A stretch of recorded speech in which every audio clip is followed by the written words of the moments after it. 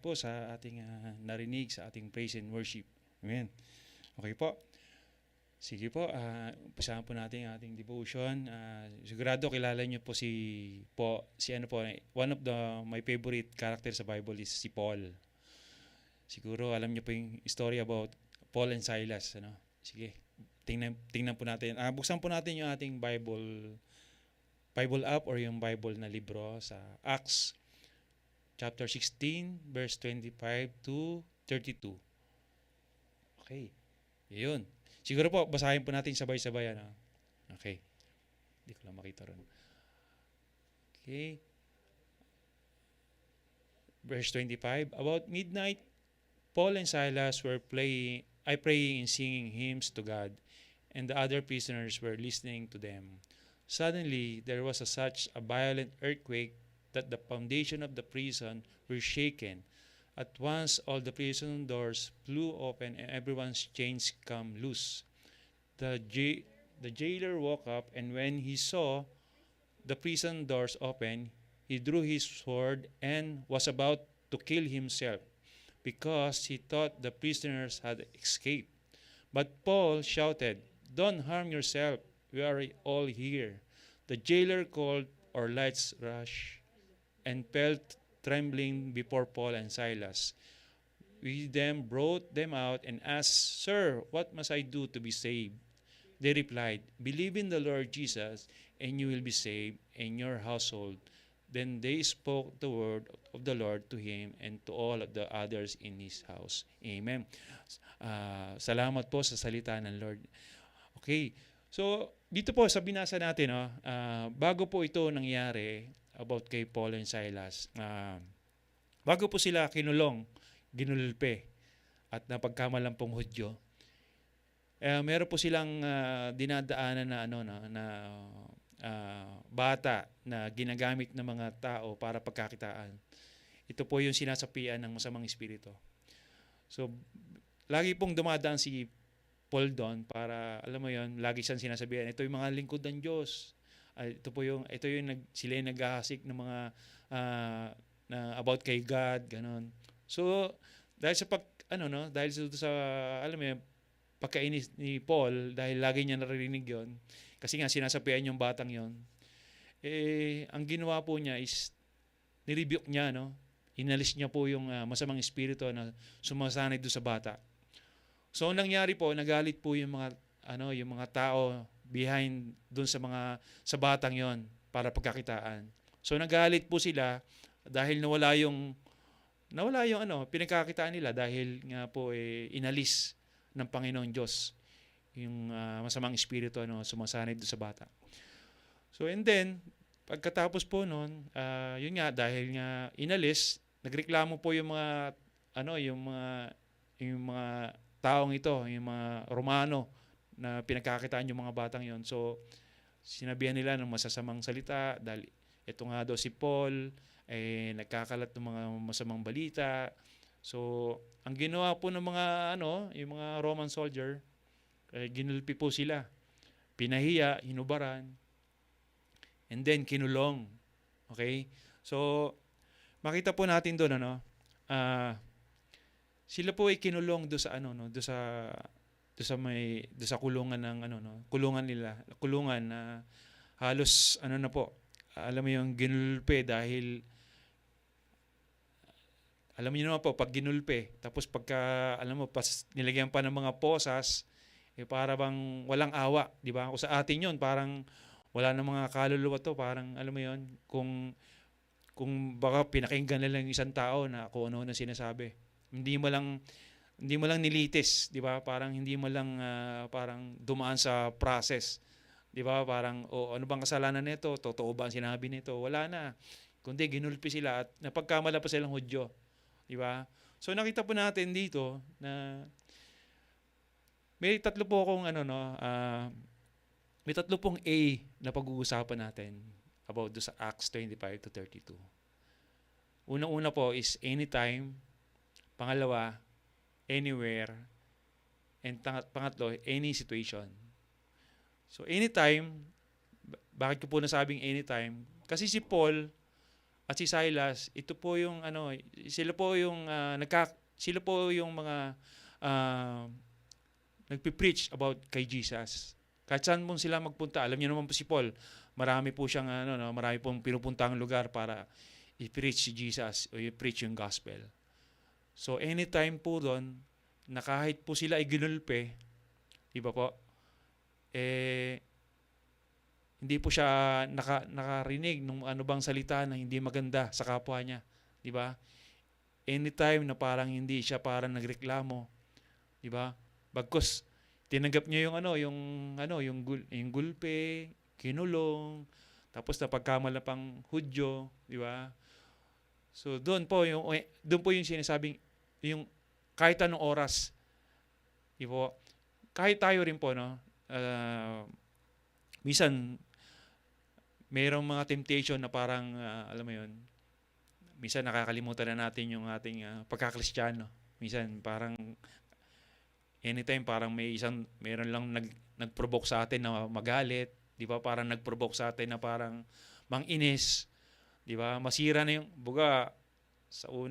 pagpasok mo ng Sabado or kunya may mga pasok ng Sunday, may makita ka lang tao na parang nang inis sa'yo, nasira na araw mo, di ba?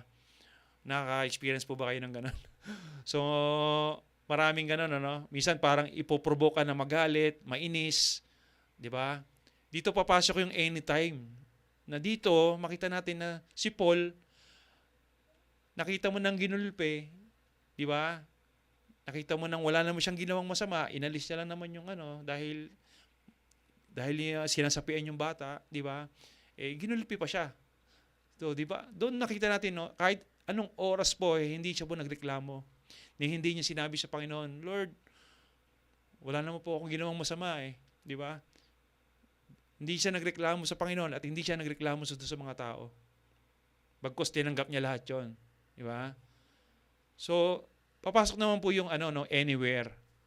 Yung anywhere po, nakita niyo naman po, nakakulong po siya. Kinulong po siya.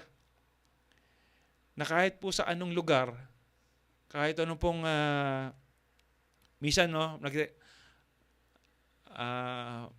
ako nature ko dati pag nagrereklamo ko, pag alam kong kahit sa trabaho, no, pag nakita ko yung trabaho ko na parang hindi ako nasasiyahan, hindi parang hindi parehas.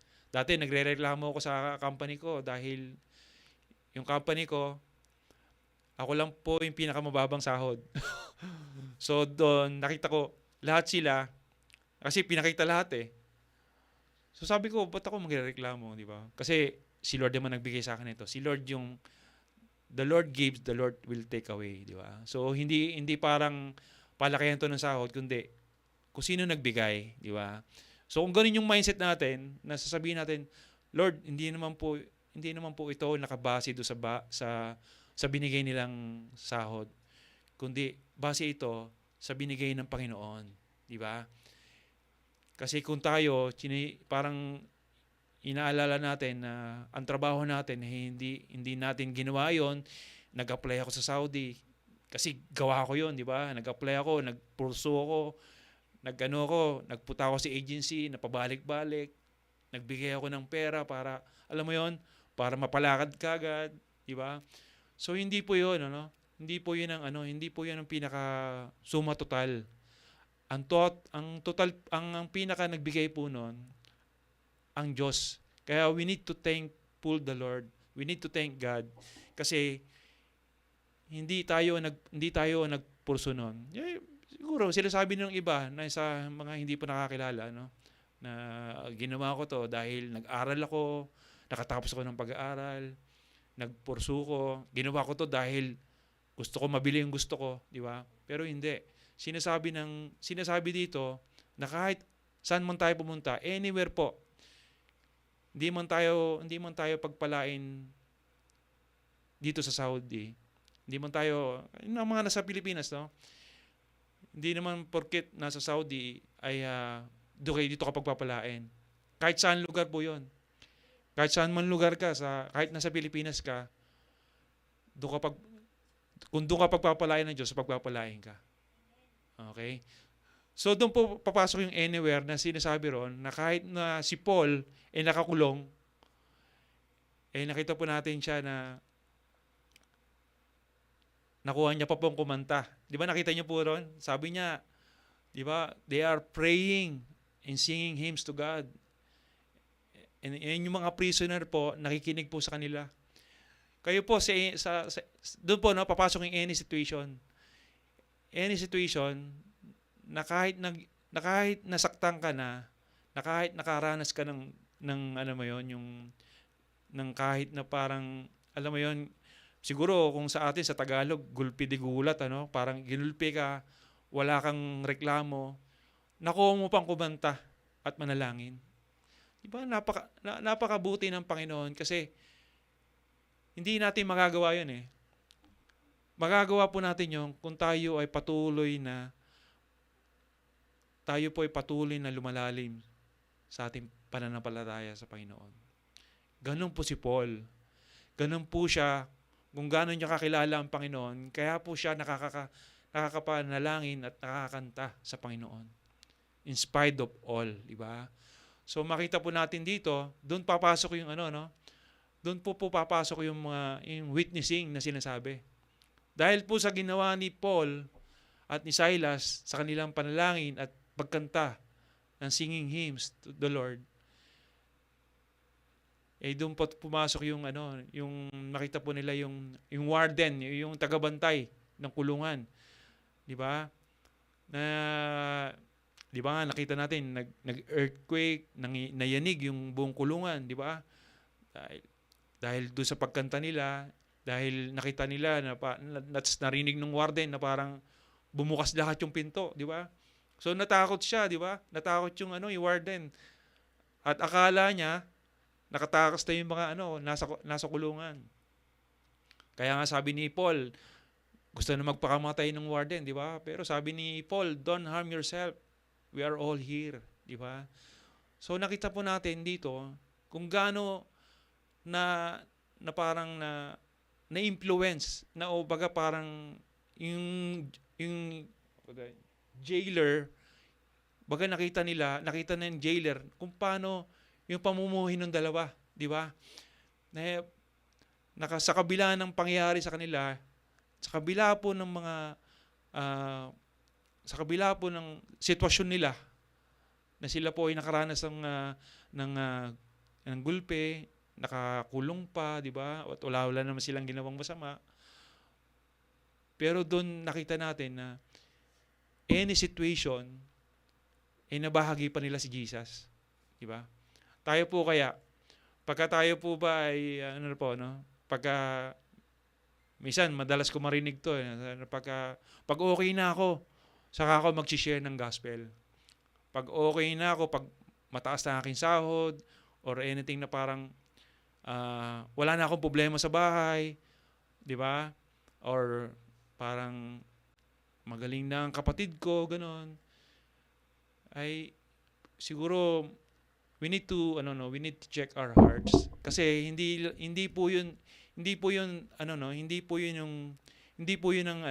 ang ginawa ni Paul, na kahit na po yung nangyari sa kanya naibahagi pa nila si Jesus. Di ba sabi na, they replied, believe in the Lord Jesus and you will be saved. Di ba? Sa ganung sitwasyon mo na nagulpi ka na, di ba?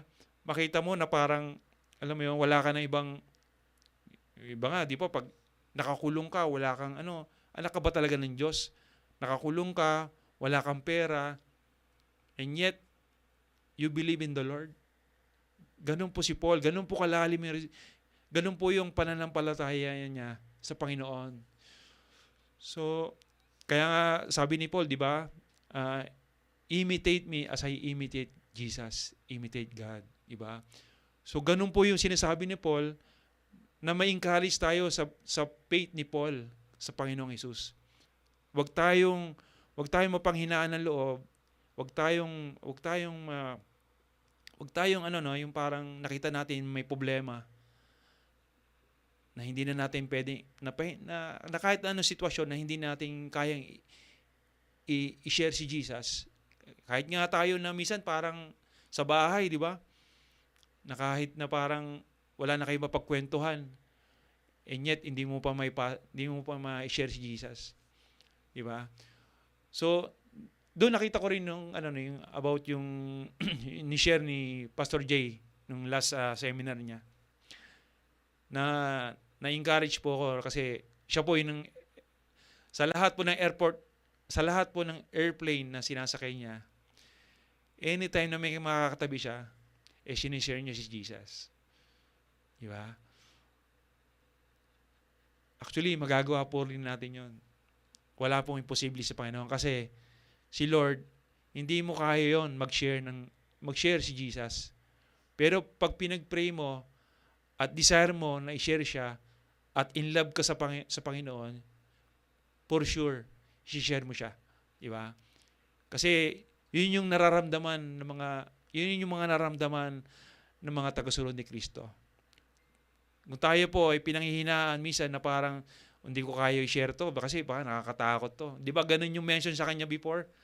Na mini-mention parang sinasabi kay Pastor Jay na isa top guy, di ba? Malaki, tapos may balbas dito. Parang iniisip na mag-share, parang sabi sa kanya, parang hirap mo i-share kasi parang nakakatakot ka, di ba? Pero yung pala believer, di ba? Di ba ganun yung di ba yung sharing nilang dalawa, yung share ni Pastor Jay? Mas bata kasi sa kanya yun. Pero nung inunahan niya, na-amaze siya, follower pala ni Jesus. Amen? So ganun din po tayo, no? Anytime na parang huwag kayong matakot kung tayo po ay minsan ma-deny, di ba?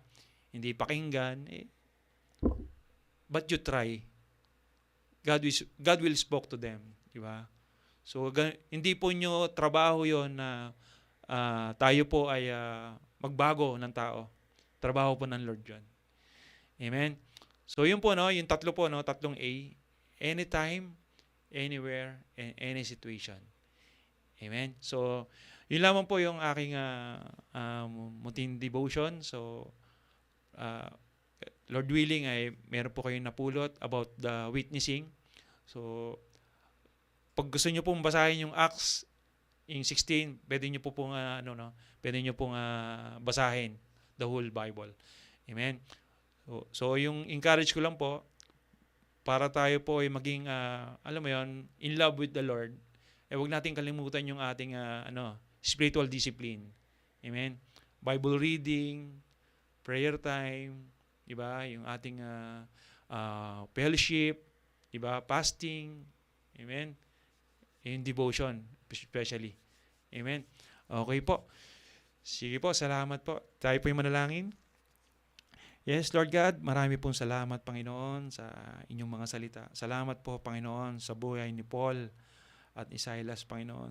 Lord God, tunay po, Panginoon, na kayo po ang patuloy na kumilos sa kanila nung araw na iyon, Panginoon Diyos. Dahil in love sila sa inyo, Panginoon. Dahil alam po nila, Panginoon Diyos, na kayo ay nasa kanila, Panginoon. Wala pong makakapigil, Panginoon, kahit na anong sibat, Panginoon Diyos, upang ibahagi ang inyong salita. Hindi po kasakitan, hindi po kawalan, Panginoon. But Lord, if we have you in our lives, Panginoon, we have everything, Panginoon Diyos. Lord, salamat po, Panginoon, at patuloy po, Panginoon, na aming alalahanin, Panginoon Diyos, ang inyong kabutihan, ang inyong kapangyarihan, Panginoon. Dahil wala pong makakahigit sa inyo, Panginoon Diyos. Lord, salamat po dahil kami po inyong mga anak, Panginoon. At patuloy niyo pong pinapangunahan araw-araw, O God. Salamat po. Ito po ang sama dalangin namin sa pangalan ni Jesus. Amen and amen. Amen. Okay po. Patuloy po tayo sa ating praise report. Okay. So yun po, no. Si Dr. Mate, si Rodanga, yun. Safely arrive in KSA. Okay. Yun po. Tapos si Sis Mary Grace Soriano, completely healed and baby is safe from preterm labor. Amen. Praise God. Salamat po sa Inyo po panalangin sa mga kapatid na ito na sila po ay, yun po yung ating mga praise report. Okay. So, to God be all the glory. Amen. Okay. So, patuloy po tayong sa ating acronym na ACTS. Yung adoration, confession, thanksgiving, and supplication. Yung adoration po, we adore God kung paano siya po, kung ano po si Lord sa inyong buhay. Siya po ay our Jehovah, omnipotent God, di ba? Siya po yung tapos yung confession, yun, we need to confess our sins, pataguman or hayagan, di ba? We need to ask for forgiveness. And then thanksgiving, and then yung supplication, yung mga prayer requests, okay? Yung ating mga prayer requests, yung mga pwede nating ilapit sa Panginoon. Okay po, sige po, every 2 minutes po siya magpapalit. So, tayo po'y patuloy na manalangin. Okay po? Sige po. Thank you po sa lahat. God bless.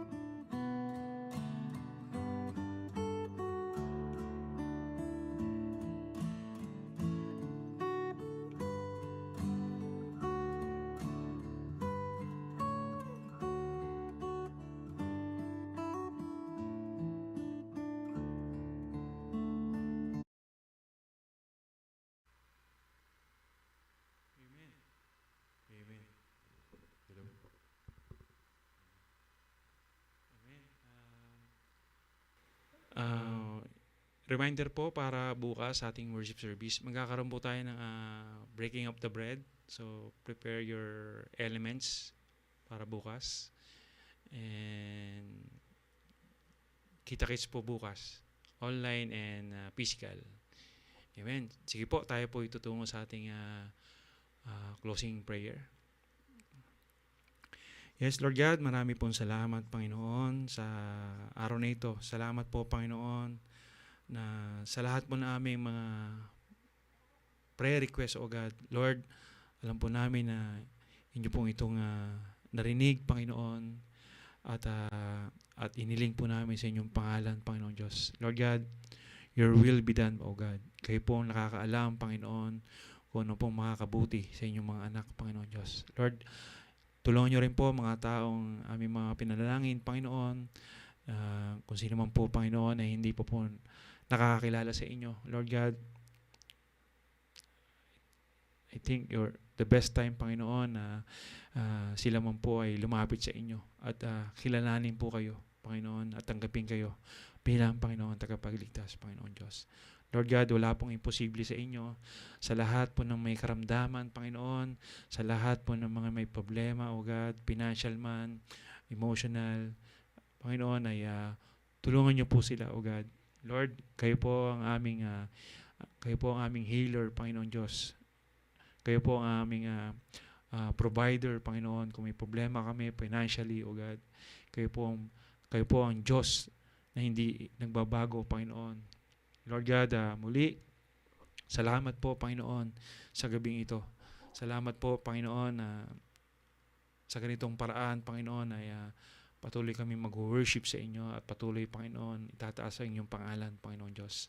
Lord God, ingatan niyo po ang aming mga kapatid na sila po yung nasa trabaho, Panginoon. Dalhin niyo po sila ng ligtas na makauwi sa kanilang mga tahanan, Panginoon. At we pray din, Panginoon, sa araw ng bukas, sa aming praise and worship at sa pakikinig ng inyong salita, Panginoon Diyos. Lord, pangunahan niyo po ang bawat isa at dalhin niyo rin po kami ng ligtas at safe and sound dito makarating sa bahay panambahan, Panginoon Diyos. Lord God, we offer you this night, O God, at patuloy, Panginoon, na sa aming paghiwalay at sa aming pagtulog, Panginoon, ay ibigay niyo kami ng maayos sa kapahingan at sa araw ng bukas, Panginoon, ay iba yung kalakasan, Panginoon Diyos.